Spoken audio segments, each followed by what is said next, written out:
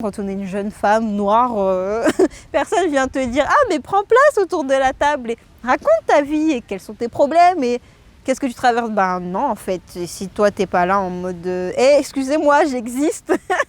personne ne va te calculer. Bonjour à toi qui me regarde, j'espère que tu vas bien. Ce matin, nous prenons le train direction Paris pour aller à la rencontre de Shaima. J'espère que tu as tes billets, ton passe Navigo. On est parti!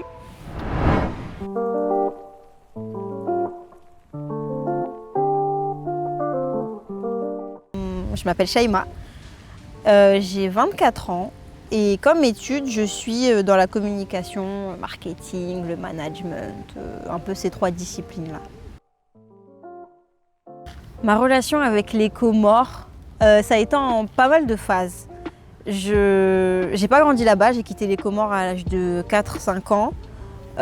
Donc ma vie, elle s'est faite en France et j'ai commencé à m'intéresser réellement aux Comores dans ma phase ado, 18-19 ans, où là je commençais à sincèrement me poser des questions, d'où je viens, quel est mon héritage, mon identité, parce que je me suis toujours sentie ni appartenir à l'archipel, ni appartenir non plus en France, de façon à me dire c'est chez moi, tu vois.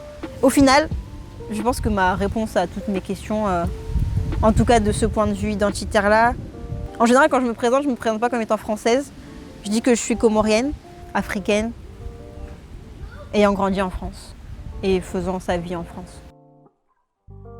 Je ne sais pas si c'est du militantisme, mais mon premier combat, c'est moi-même. Enfin, moi-même dans le sens découvrir qui je suis et l'assumer pleinement. Et j'ai un truc de j'aime revendiquer, tu vois. J'aime les étiquettes, mine de rien. J'aime, mais c'est quand c'est moi qui les choisis et quand c'est moi qui les assume, me les approprie. Et ensuite, je suis engagée depuis 1 an au sein d'un collectif de femmes comoriennes qui luttent pour un état de droit aux Comores.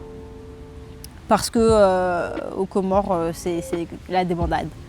On a un dictateur, nous n'ayons pas peur des mots, qui ne fait absolument rien pour son pays, que ce soit économiquement ou socialement, etc. Il n'y a absolument rien qui va.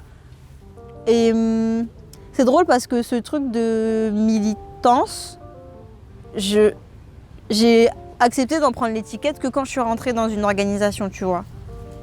Et c'était tout de suite plus... C'est comme ça légitimé le fait que je milite. Donc ouais, je suis militante.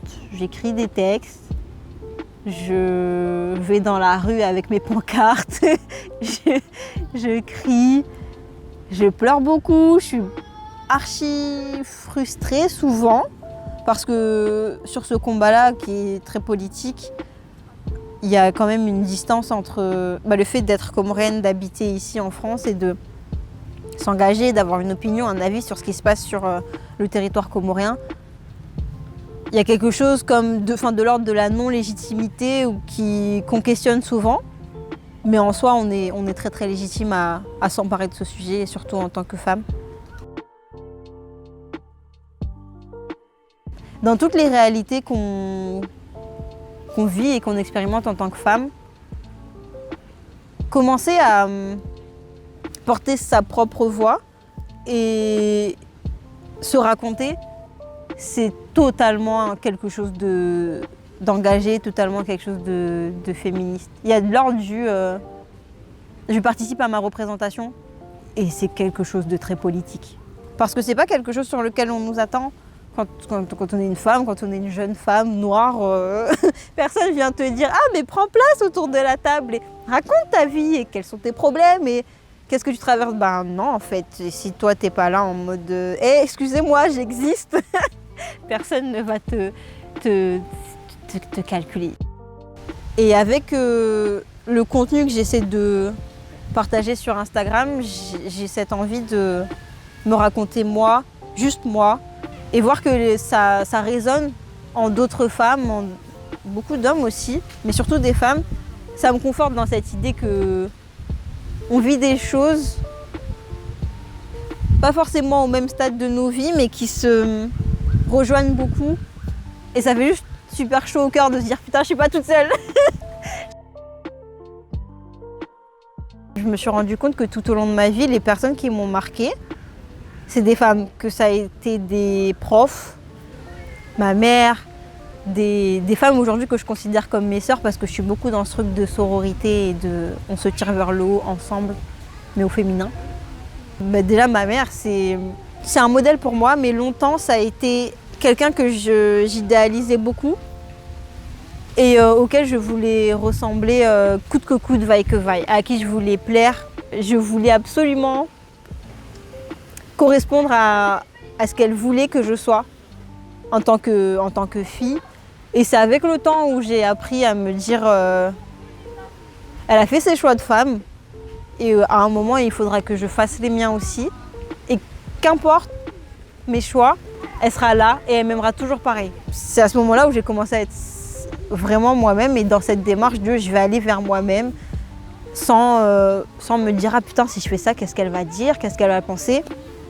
Et sinon les autres femmes qui composent ma vie, mais c'est mes sœurs de militance, mais qui sont devenues des sœurs de vie, tu vois, genre nos galères c'est ensemble, nos moments de joie c'est ensemble, on se célèbre, on s'aime.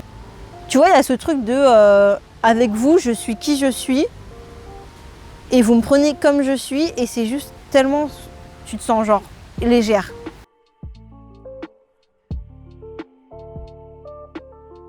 J'ai une réelle admiration pour les femmes, leur force de vivre, leur abnégation, et ce truc de se dire ben j'y vais quoi. Ok, j'ai là les poids sur mes épaules, mais j'y vais et par n'importe quel moyen j'irai. Est-ce qu'il y a des sujets que tu as envie d'aborder? Ouais. Je pourrais te parler de l'endométriose qui a fait irruption dans ma vie il y a quelques mois maintenant. Bon, l'endométriose, c'est une maladie dont il n'y a pas de médicament, on ne guérit pas de l'endométriose. En gros, c'est ce phénomène dans l'utérus qui fait que tu as des morceaux de l'endomètre qui vont se loger à plusieurs endroits de ton corps. Ce qui crée souvent ça crée des kystes, ça crée des saignements au moment des règles, parce que l'endomètre va saigner, comme si il était resté à sa place. Et du coup, ça crée de très fortes douleurs pendant les règles, mais aussi avant, parce que avant les règles, tu as quand même une grande décharge hormonale, etc., qui fait que à plusieurs moments de ton cycle, en fait, tu peux ressentir des symptômes liés à l'endométriose. Encore une fois, en tant que femme, on ne nous apprend pas. On nous apprend à aller vers les autres, à nous occuper des autres, à être présente, mais toujours dans une démarche extérieure à soi-même. Mais on ne nous apprend pas à découvrir notre corps, à savoir ce qui nous fait plaisir tant physiquement que moralement. Juste nous apprendre qui on est. Dans l'éducation, c'est pas un truc qui va de soi. Et avoir l'endométriose, ça m'a mis face à ce truc de il faut pas que je me néglige en tant qu'humain, humain au féminin. Toutes les femmes n'ont pas envie ou besoin d'avoir ce diagnostic et de se dire bon. Mais dans mon parcours à moi, ça m'a vachement aidée, ça a été super bénéfique.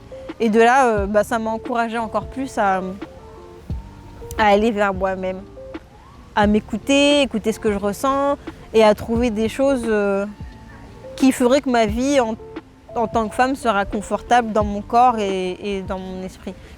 Merci de m'avoir accompagnée sur cette rencontre, j'espère que ça t'a plu. Si c'est le cas, n'hésite pas à liker la vidéo ou même à la partager. Si tu veux découvrir d'autres personnes ou d'autres témoignages, n'hésite pas à t'abonner à la chaîne Let's Meet Project. Sur ce, on se retrouve pour une prochaine vidéo. Ciao!